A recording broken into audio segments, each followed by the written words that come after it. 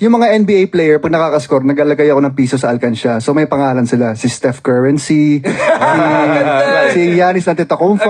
Magkano nilalagay mo? Kada, Piso kada piso. 1 point. Piso kada 1 point. So kung 50 points si SGA, 50 pesos. Galing pare. I apologize for the delay. May mga nagtatanong na nasa na yung Cobra video ni Tepong. Eto na po, bubuhatin na po natin. Mabigat-bigat mga kaibigan. Okay? Tara na. Bilangin na natin to.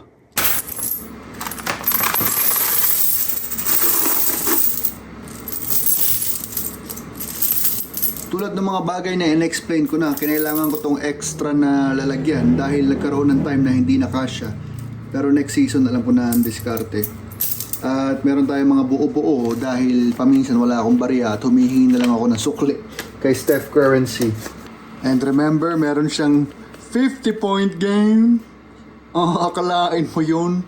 If you can remember December, sobrang sama ng period na yon para sa Warriors. Nagsimula silang napakainit nila with body healed, shooting lights out. Tapos, nanlamig. Tapos, tinuligsa si Steve Kerr. Tapos si Steph, injured sa kamay, sa balakang, hanggang sa trade deadline kung saan naidagdag si Jimmy Butler na siyang naging mitya sa kanilang panibagong winning chemistry. Boom shakalaka. Ako aminado ako, di ko nahulaang aabot ng second round ang Warriors. Steph Currency bilang portion. Dalawa para sa 100, isa para sa 50. 2, 1. Para sa 20.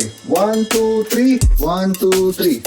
33. Para sa 10. 1, 2. 1, 2, 3, 4, 5, 6. 26. Para sa 5. 100. Isa. 101. At para sa piso, 200. 20. At 1, 2, 3, 4. 224. Equals 100 times 2,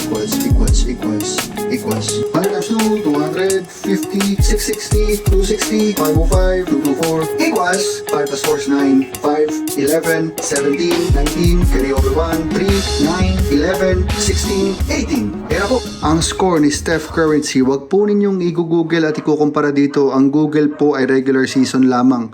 This is with playoffs.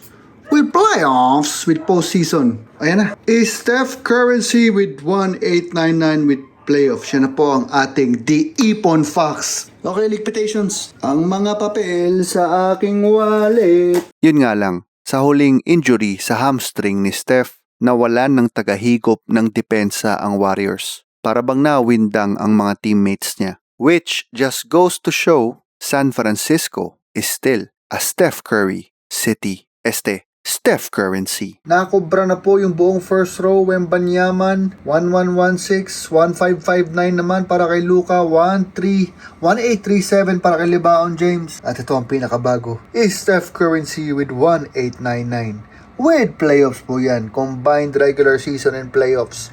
Again, pag nag-google sa Google po ay regular season lang yun. Okay? Yan na tayo. Cobra video complete. Bound check. Bale, ano ang gagawin ko sa total na naipon ko? Ilalagay ko ang lahat ng to sa Clear o CLEAR na makikita mo sa chambalero.com. Salamat, Plok!